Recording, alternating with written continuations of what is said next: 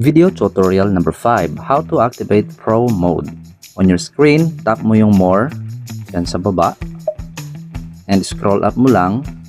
Ayan, may kita mo yung offer to unlock. Then, pwede mo ring basahin dyan yung steps, how to unlock or how to do the payment. So, balik ka lang dito sa taas, tap mo yan yung Unlock Pro. So, pwede mo itong i-scan using your GCash, Maya, or GoTime, or pwede mo rin siyang i-screenshot para i-upload mo na lang. For example, punta muna tayo doon sa ating wallet, right? Log in.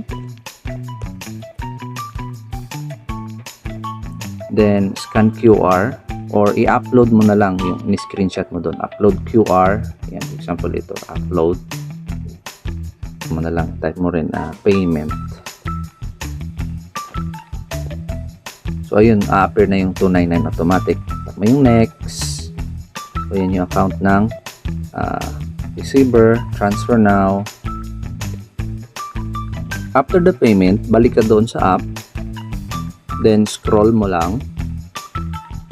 Copy mo yan yung nakasulat dyan, copy messenger message. Ayan, tap mo yung open messenger. Automatic mapupunta ka sa messenger ng Ahente Pro. Paste mo dyan yung kinapi mo.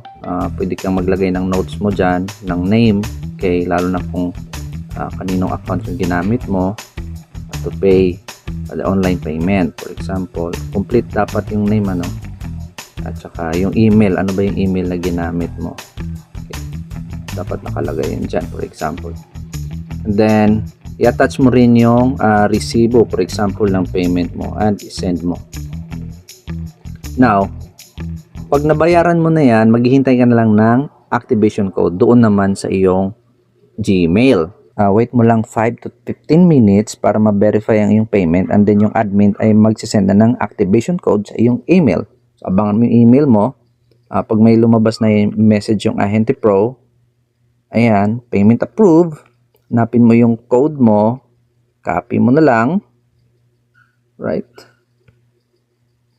Then, balik ka doon sa iyong app, type more, at dyan, paste mo yung code, tap Activate Pro, at ayun, Pro mode activated ka na. Ayan, may kita mo agad meron ka ng profile picture na pwede mong palitan, at yung themes pwede mo na agad palitan. Alright, that's it.